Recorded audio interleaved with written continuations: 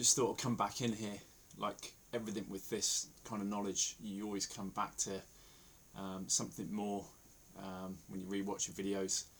You can't get it all in one hit.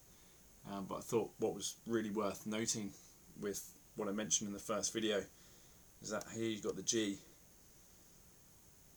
and the 6, which marks the waxing phase of the Sun from the 25th of December down here in Capricorn, ruled by Saturn, the gateway of the gods. Thus, G, you can see here, is the ascension cycle and is the ascension letter, and the curve, the number 6, going from earthly,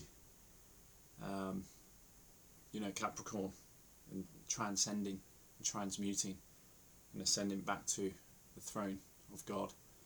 And here you got the G, and within the circle, the zodiac, the wheel of God, you have the O. And then if you split this, you can see the D on the descending cycle, which is ruled by Cancer, the moon in Cancer, which is meant to be the ovaries of our solar system, where our souls descend. It's the first sphere from our Earth. It's the closest sphere from our Earth where souls descend into matter, into this material realm. It's the last sphere that our souls hit before it passes through the vagina, the portal into this physical realm. So you literally have God in his three-way aspect here of, the giver, the ascender, the waxing of the sun, the ascension of us and our souls in spirit, the O, the omnipotent, the omnipresent, forever, eternal, sun in spirit, which is basically the symbol of the sun. And then you've got the D, the destroyer, destruction, basically the descending aspect, the waning part, half of the sun from Cancer down to Capricorn, the 25th, when it's reborn again. And the cycle is just never ending. It's perpetual, it's perennial. This is the perennial philosophy.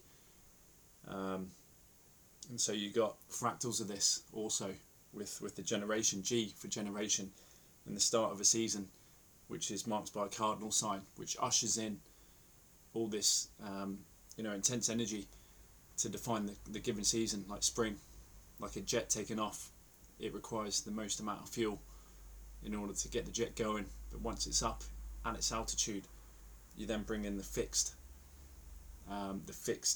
spring, the fixed cardinal, the fixed sign, of the 3 months determining that season. So here you have Taurus in spring, where it's earth, it's very earthy. The plane is obviously, just cruising along. It's the preserver, basically. That's the O. That's the omnipotent presence of that kind of constant energetic flux and degree of light and energy, which is persistent during that time. And then you get the mutable signs, which literally defines the degeneration, the destroying aspect of the energy, where it starts to dissolve and bring in the new triad of becoming fractal of the triad of the three. The cardinal, fixed, mutable, the summer again, and you have it in all 4 seasons, and you have it in God himself.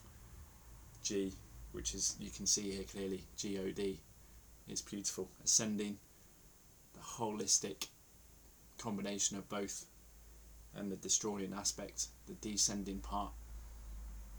So what we need to try and find, or try and focus our attention on, is the centre, the ascension and the centre, the equilibrium, because that's where the magnetic pulse is within us, and you've got to keep everything balanced between the 2 poles, the 2 pillars, which are Cancer and Capricorn, the Saturn and Moon matrix of this current solar system that we're in. Bacchus and Jackal, whatever the name is, I think, the 2 pillars, and in between stands the adept, the initiate in the presence of God, the monad and the duad. But it's just beautiful. Again, you just meditate on it, and then greater truths come to you. So I felt like I needed to share this wonderful concept, which in Hindu, 3 aspects of the creative energies, the fixed energies, and the destroying energies, the mutable. I think it's Krishna, Brahma and Vishnu, if I'm correct. But you got the 3, again, just depicting the 3 energies, because that's all it is. These are all angles and degrees of energy that's coming from the sun. And these planets also have their sonoluminescence and their cymatic influence on this material realm. And it's by the study of the degrees and the angles of these spheres, these luminous spheres, that you can actually decipher what composition, what fortune, how you're going to look, what kind of psychological attributes you have and subconscious influences that are in your life. So it's you need to study the stars, because they're the ones that are governing your life, whether you like it or not. That's where your destiny is laid out, within the stars. And to truly know thyself is to truly know what you've been blessed with by the stars, by the demiurge, as you descended through the spheres from unconditioned consciousness, your eternal higher self, into matter via the Saturn moon matrix. But via them you can ascend back out of it. That's the key. It's like a maze. I don't know how many lifetimes I've been here, but I think it's been quite a few. But I've definitely had some pretty serious divine kind of experiences over the last 2.5 years. But looking back, it's been there all my life. We're being guided, and those who are ready know that they'll come into this knowledge and this wisdom, this gnosis, the G, the truth, basically.